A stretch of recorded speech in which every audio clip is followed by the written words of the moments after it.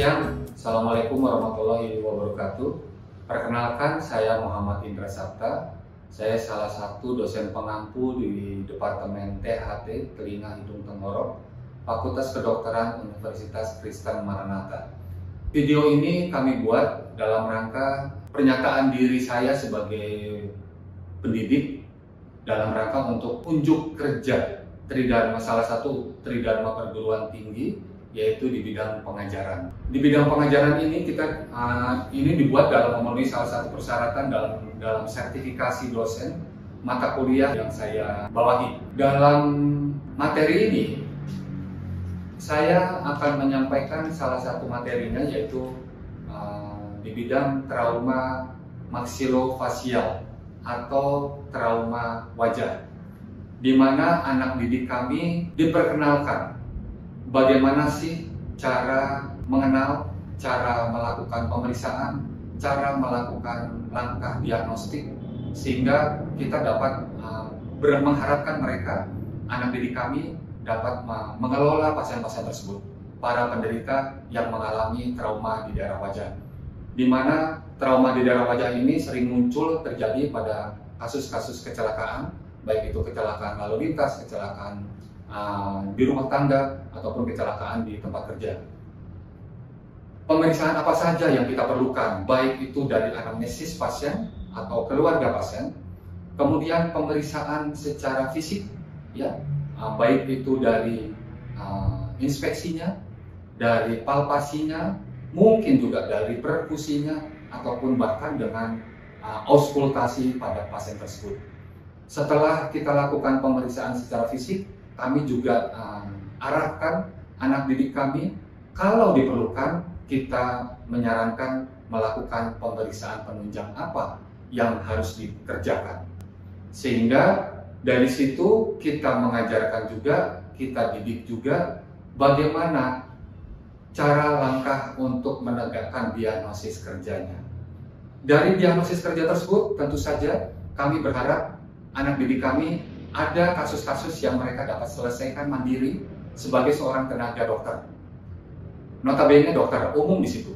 Ada beberapa kasus atau ada kasus yang dapat mereka kelola sendiri mandiri sesuai dengan tujuan dari UKDI di bidang kedokteran. Ada kasus yang dapat mereka selesaikan sendiri, di mana mereka nanti akan dapat mengerjakan atau menyelesaikan kasus tersebut mandiri, ataukah mereka harus merujuk. Dan merujuknya juga harus tepat sasaran, karena kadang-kadang kita memerlukan rujukan ini ke beberapa tenaga yang lebih spesialis, ke sejawat yang lainnya. Baik kasus-kasus ini yang perlu dirujuk ataupun mereka bisa kelola, mudah-mudahan dengan bekal yang kami berikan kepada mereka, mereka dapat menyelesaikan kasus tersebut dengan baik, sehingga tidak terjadi masalah di kemudian hari yang merupakan masalah sequel atau masalah gejala yang ditimbulkan di kemudian hari sebagai ekses dari pengelolaan yang tidak sebagaimana mestinya, baik itu secara fungsional dari organ yang terkena, atau bahkan masalah estetika, karena kita bicara tentang wajah yang tentu saja merupakan modal utama buat penderita, buat korban dalam rangka kehidupan sosialnya. Metode pembelajaran yang dapat kami terapkan untuk anak didik, kita dapat lakukan dengan metode secara online. Kita perlihatkan gambar-gambar atau video-video yang ada, atau bahkan dengan onsite. Ya, dari situlah nanti anak didik kami kita didik bedside teaching dengan pasien secara langsung. Tentu saja mereka melakukan anamnesis, mereka melakukan pemeriksaan secara fisik. Tentu saja itu didampingi atau disupervisi oleh kami, terutama oleh saya, pada pasien yang ada di rumah sakit. Ya. Kemudian juga kami nilai semuanya dalam rangka satu kelompok penilaian, apakah dari pemeriksaan dari anamnesis, kemudian pemeriksaan fisik, pemeriksaan penunjang, rencana pengelolaan mereka selanjutnya. Bismillahirrahmanirrahim. Assalamualaikum warahmatullahi wabarakatuh. Selamat pagi. Terima kasih Anda berlima adalah anak didik bagi pendidiknya. Sudah kenal saya? Nama saya Muhammad Indra Satra. Tapi banyak dipanggil saya bukan dengan nama, dipanggilnya Dok. Hari ini kita akan coba menyampaikan atau kita berdiskusi lah ya tentang salah satu materi di bidang PHD yang mungkin kami anggap perlu untuk Anda pahami, Anda perlu ketahui, yaitu kasus-kasus yang mungkin cukup banyak akan Anda hadapi di dalam atau ketika Anda nanti menjalankan profesi Anda sebagai seorang dokter, yaitu tentang trauma maksilofasial atau trauma daerah wajah. Materi ini perlu kami sampaikan karena konsekuensinya dari penderita yang mengalami trauma di daerah wajah adalah masalah sequel atau gejala sisa dari trauma yang diderita oleh si penderita. Wajah merupakan modal penting buat kita, ya, wajah. Tentu saja secara estetik, tapi yang lebih penting lagi adalah tentang fungsi dari wajah kita. Di mana di daerah wajah ini kan kita dapatkan beberapa organ yang sangat penting, bahkan ada organ matanya, ada organ hidungnya, mulut dan rahangnya, atau secara keseluruhan tulang-tulang wajah yang menyertai dalam kasus kecelakaan, kasus trauma tersebut. Di mana trauma ini biasanya kebanyakan akibat dari kecelakaan, entah itu kecelakaan di jalan raya, kecelakaan di tempat kerja, kecelakaan di rumah tangga, mungkin terjadi. Yang mungkin juga Anda akan hadapi dalam praktek Anda sehari-hari. Kita tahu bahwa sekarang mobilitas manusia sangat tinggi, ya.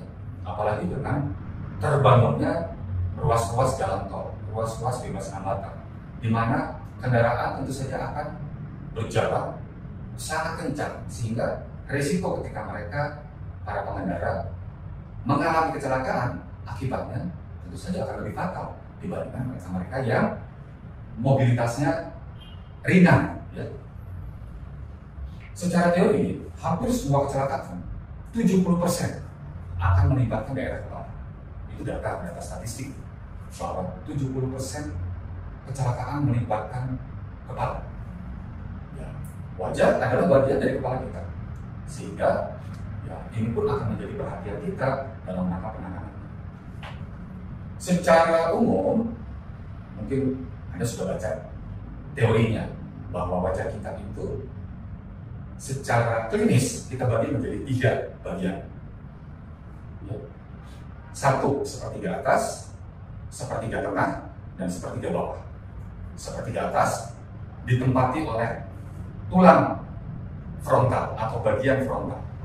Tentu saja dengan struktur di dalamnya, yaitu sinus frontal, sinus frontalis.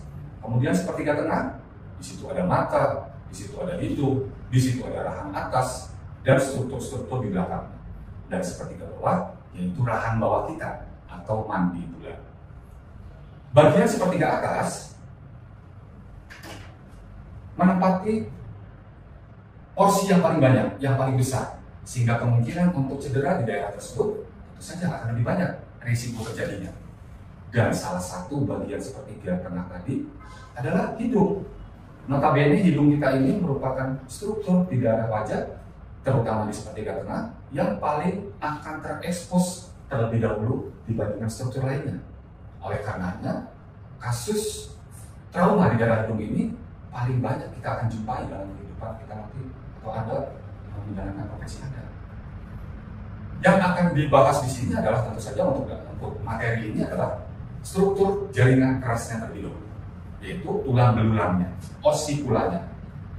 Yang pertama adalah trauma pada hidung atau utamanya trauma pada os nasal, tulang hidung, di mana fraktur nasal ini merupakan kasus yang terbanyak yang sudah saya kemukakan di depan, karena dia merupakan struktur yang paling anterior, paling depan dari wajah kita yang mungkin akan terjadi akibat trauma tadi. Ya. Bisa terjadi anulasi lateral. Kalau misalkan traumanya dari pinggir, dari lateral, maka akan terjadi anulasi, bengkok hidungnya ke arah lateral. Ya. Baik itu bersifat depres ataupun bahkan comminuted, hancur berantakan. Dan ini jarang terbuka sifatnya. Kebanyakan dia frakturnya fraktur tertutup. Gejala yang mungkin bisa Anda rasakan atau Anda lihat adalah, kok bentuk hidungnya jadi tidak seperti semula. Oh, ada ke pinggir, ada kolateral, atau bahkan tertumbuh ke daerah telinga posterior, dia depres, dia ambles ke dalam, ya, terjadi deformitas. Kemudian Anda bisa palpasi di daerah os nasal tadi. Anda raba dengan ujung jari tangan Anda akan rasakan tanda bunyi krak krak krak krak, ada krepitasi. Ada juga pasti ada kerusakan jaringan lunaknya, termasuk sistem vaskulernya, sehingga terjadilah gejala epistaxis pada pasien. Dari simptom ini kita sudah bisa memperkirakan probably kemungkinan besar ya fraktur di daerah nasal. Tadi, ya, ini tumbukan dari depan, ambles ke dalam, depres, atau angulasi ke lateral, sehingga terjadi perubahan struktur ke arah lateral dari si pasien. Apa yang akan kita lakukan? Karena ini satu kasus yang mungkin bisa kita lakukan dalam lokal anestesi, sehingga Anda bisa selesaikan kasus tersebut mandiri. Artinya ini mungkin dalam SKDI-nya 4B, minimal 4A yang bisa Anda selesaikan sebagai seorang tenaga dokter umum. Kita lakukan anestesi lokal dengan cara, ya, kita tahu bahwa daerah wajah ini salah satunya dibesarafi oleh satu saraf sensorik yang namanya nervus infraorbitalis. Anda bisa raba, ya, di daerah pipi Anda, di daerah maksila Anda, ada lekukan di situ, ya, ada lekukan yang merupakan tempat keluarnya nervus infraorbitalis yang kita kenal dengan sulcus infraorbitalis. Nervus tersebut bisa kita blok dengan blok anestesi, menggunakan cairan anestesi yang bisa didapatkan. Blok anestesi di kedua sisi infraorbital nerve tadi, maka kedua bagian sisi wajah kanan dan kiri sudah akan terblok. Mungkin juga Anda perlu tambahkan di tempat frakturnya, ya, Anda lakukan lokal anestesi, infiltrasi dengan obat anestesi yang sama. Bila perlu juga, karena kita akan menggunakan reposisinya secara tertutup dengan jalan masuk ke dalam kafum nasi, menggunakan alat untuk reposisi yang namanya Wulsten, ya, bentuknya seperti krem arteri, akan masuk kedua sisi dari kafum nasi pasien, akan memanipulasi jaringan lunak mukosa di kafum nasi.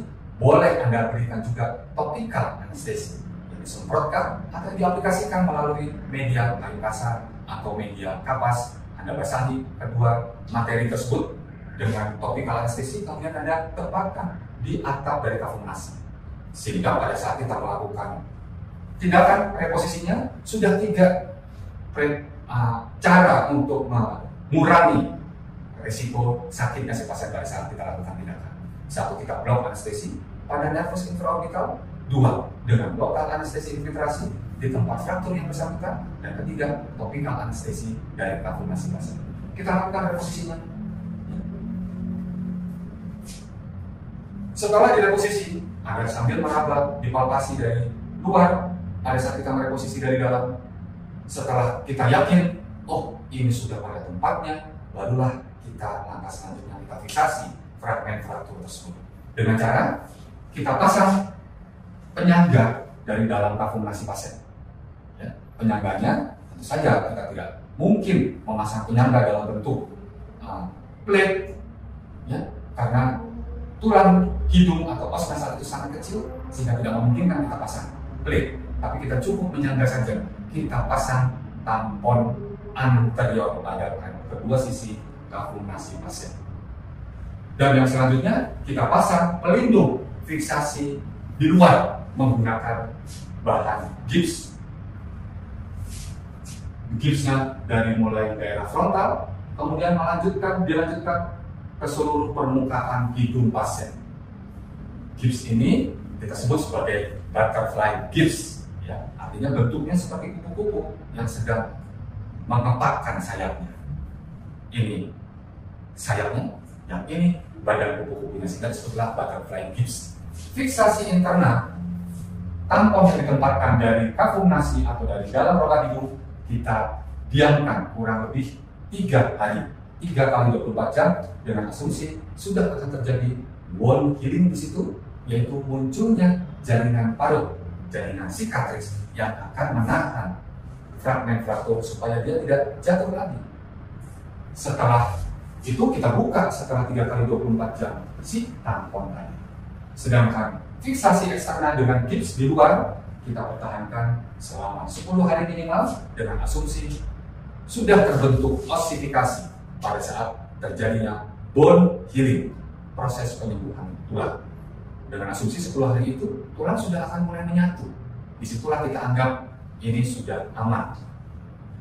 Berapa lama pasien tentu saja akan mengalami proses ossifikasi ini? Minimal 12 minggu, 3 bulan, sehingga kita harapkan pasien tidak mencederai dirinya atau tercederai lagi selama 3 bulan, karena dia sudah akan stabil selama 3 bulan itu. Ossifikasinya sudah lengkap terbentuk. 3 bulan, ya? Oke? Ada pertanyaan? Silakan. Yes. Kalau misalkan untuk trauma sendiri, apakah ada range waktunya untuk kira-kira kapan dikatakan telah untuk ditangani, dan apakah ada komplikasi jangka panjangnya kalau telah ditangani? Ya, menarik. Kapan sih kita harus lakukan penanganan? Tentu saja penanganan harus dilakukan segera, secepatnya. Tapi tadi sesuai dengan teori bone healing, kita sudah tahu dia ossifikasi akan mulai terbentuk mulai di hari ke-10. Jadi jangan lebih dari 10 hari setelah kejadian, karena dia sudah akan mulai terbentuk ossifikasi, mulai terbentuk jaringan penyembuhan tulang. Dimana kalau sudah terbentuk jaringan penyembuhan tulang, ya kita harus lakukan lagi fraktur sekunder. Kita lakukan fraktur sekunder, artinya harus kita patahkan lagi itu tulang yang sudah menyatu. Ya, jadi waktunya jangan lebih dari 10 hari. Bisa late, tapi resikonya kita harus melakukan refrakturisasi atau kita melakukan atau membentuk fraktur sekunder terlebih dahulu, dalam rangka kita akan melakukan reposisi pada tempat yang seharusnya. Resikonya kalau tidak tertangani dengan baik, ya terjadi gangguan fungsi. Fisiologi dari organ yang bersangkutan akan terganggu. Contoh tadi yang paling ekstrim pada fraktur mandibular, dia tidak mendapatkan oklusi yang baik, sehingga pasien akan terjadi gangguan pada saat dia menggigit, pada saat dia mengunyah. Risikonya di kemudian hari akan terbentuk seperti itu. Atau pada fraktur-fraktur di daerah sepertiga tengah dari wajah kita, kita tahu drainase sinus paranasal ke hidung mungkin bisa terganggu, tertutup ostium-ostiumnya, sehingga terjadi pengumpulan sekret yang merupakan produksi normal dari sinus paranasal, ya, menumpuk di dalam sinusnya masing-masing, terjadi masalah. Belum lagi gangguan dari bola mata yang sangat signifikan, terjadi gangguan gerak bola mata. Contoh misalkan fraktur di daerah infraorbital ring. Fraktur di daerah infraorbital, misalkan ini kan rongga bola mata, ada infraorbitalnya di sini, ada tulang infraorbital. Fraktur di situ, sesuatu tidak tertangani dengan baik, sesuatu terjepit pada saat ossifikasi terjadi, sehingga gerak bola mata akan terganggu. Belum lagi kalau hanya sekedar bola matanya geraknya tidak terganggu, tapi apalagi kalau terjadi sesuatu yang lebih lanjut terhadap visus si pasien sendiri, akan terganggu, lebih berisiko, lebih tidak diharapkan oleh si penderita. Kalau itu tidak tertangani sebagaimana mestinya. Oke, terjawab pertanyaannya? Ada lagi? Kamu kayaknya memandang ingin bertanya. Boleh kan kayak gini pertanyaan. Kan ada kasus-kasus tertentu Ustaz. Kalau misalnya di trauma maksilofacial ini kan salah satu bagiannya ada faktor mandibular. Apakah ada kolaborasi dengan dokter spesialis bedah mulut atau misalnya bedah plastik? Ya, menarik. Ini pertanyaan yang sering banyak. Kemana saya harus berobat? Apakah ke dokter kreatif? Apakah ke dokter bedah plastik? Atau ke dokter bedah mulut? Karena bedah mulut dulu adalah bedah rahang disebutnya. Ya, dia yang bersangkutan, beliau hanya bersangkutan untuk mengelola tentang mandibula saja. Sekarang dengan kemajuan ilmu kedokteran, termasuk ilmu kedokteran gigi, teman-teman sejawat kita bedah mulut juga mengelola baik maksila maupun mandibula. Kalau boleh saya sampaikan, semakin banyak tenaga kesehatan, tenaga medis yang bisa mampu menolong penderita akan semakin baik buat keselamatan dan hidup pasien. Sesuai dengan namanya ada konsensus of Tokyo, anyone can do. Tapi yang bersangkutan harus memahami masalah tersebut. Siapapun boleh. Mau THT, apakah berkolaborasi dengan bedah plastik? Bedah plastik tentang estetika, tentang keindahan, kecantikan. Kecantikan itu bukan murni buat para kaum wanita, laki-laki juga butuh cantik, ya. Bukan gelis, tapi cantik, indah dilihatnya. Ya. Bedah mulut bisa berkolaborasi juga. Silakan, siapapun bisa.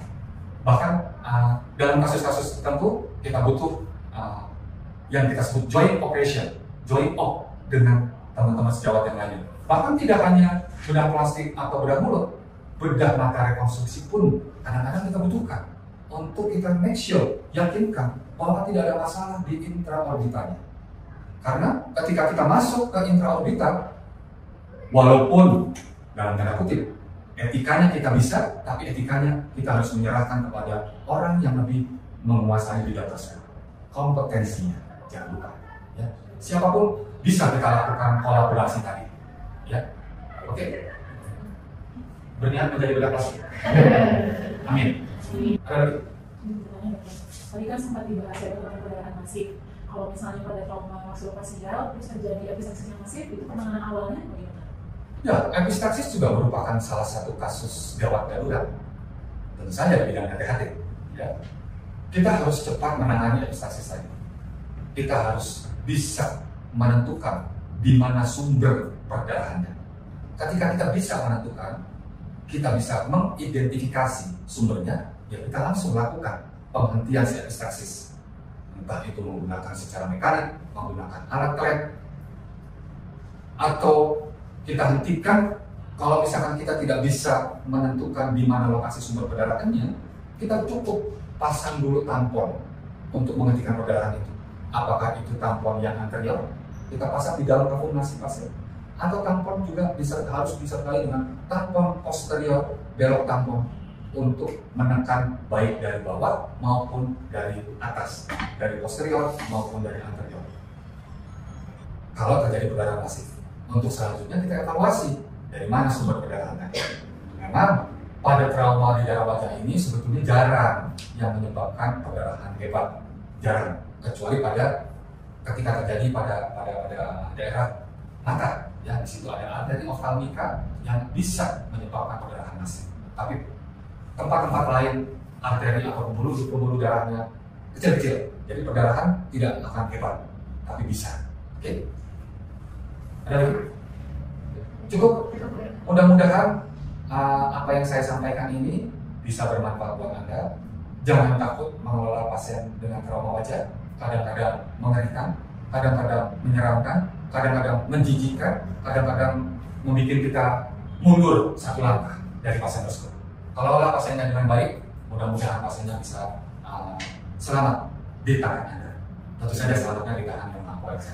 Ya, terima kasih. Assalamualaikum warahmatullahi wabarakatuh. Siang Bu, Pak, ada apa ini? Ya dok, kemarin sempat saya lagi renang, terus sempat kesikut sama orang di kolam renang dok. Kesikut oleh orang lain. Orang lainnya siapa? Ada yang berenang bukan. Ini siapa? Ini istri saya. Alhamdulillah ditemani sama istrinya. Terus kesikut apa yang tersikut? Kesikut di bagian hidung dok. Di bagian hidung. Terus apa yang Bapak rasakan? Kalau sekarang sih rasa mangkat, cuman kemarin sempat ada mimisan juga. Ada keluar darah dari hidung. Kapan itu kejadiannya? Kalau kesikutnya ada 2 hari yang lalu. 2 hari yang lalu. Oke. Selain ada mimisan, kemudian saat ini hidungnya tersumbat, ada yang lain nggak yang merasakan? Wah, Ini nggak ada. nggak ada ya. Oke. Apa kira-kira bayangan kita dari keluhan utama Bapak ini? Trauma mekanik ya. Kemudian selain ada mimisan itu, berapa lama keluar darah dari hidungnya? Kira-kira ada 5 menitan. 5 menit. Dari kedua lubang hidung atau dari sebelah? Dari kedua-duanya. Kedua-duanya. Nggak ada demam saat itu. Sebelumnya sering mimisan nggak? Nggak ada ya, nggak ada riwayat sering mimisan. Nggak ada. Sakit kepala saat ini juga enggak? Nggak ada. Pandangan, penglihatan nggak terganggu? Masih normal. Tidak terganggu. Oke. Pemeriksaan fisik kita lanjutkan. Ya. Kita lakukan physical diagnostik. Pak, mohon maaf, kacamatanya bisa dibuka. Diberikan saja sama istrinya. Nah, pertama kita inspeksi, kita lihat dulu dari luar ada tidak kelainan secara fisikal yang bisa kita lihat by inspection. Ya, kelihatannya baik.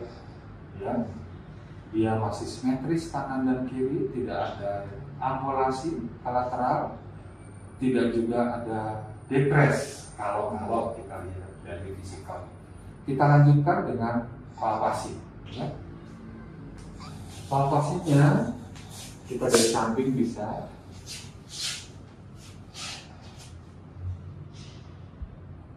Nah, ternyata ini ada suara yang bergerak seolah-olah. Kita bisa pegang dengan kedua ujung jari tangan kita, bisa menggunakan ibu jari dengan jari telunjuk.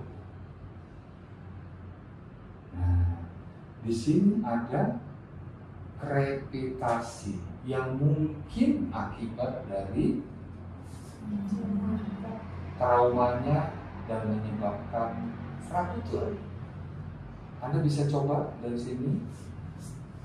Pak, bisa sini gitu. Oke, bisa dilihat Ibu, maaf ya. Ini anak-anak saya Bu. Nah, udah gede. Kamu boleh pegang lewat pakai jari tangan yang kiri. Kamu rasakan? Maaf ya Pak ya. Iya. Ada ya, terdengar terasa adanya gerakan dari tulang pangkal hidung yaitu os nasal. Oke. Kamu dari sini boleh? Sebelah sini. Nah, pakai ujung jari. Nah, dan jangan terlampau ke dalam. Nah, di situ dia fragmen. Oke. Ya, ada? Kenapa? Good. Kamu rasakan nih?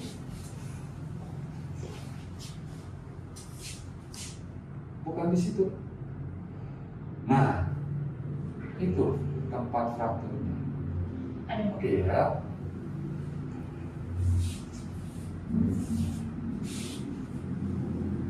Oke. Begitu. Artinya kita lihat dari lateral, bukan dari anteroposterior. Kalau dia angulasi, begini dia posisinya, kita akan lihat dari anteroposterior. Kita akan menuju langsung ke os nasalnya. Artinya kita membuat orderan radiologi untuk os nasal, yaitu proyeksinya adalah spot nasal tissue. Jelas ya? Oke, Mungkin itu yang bisa saya sampaikan. Terima kasih.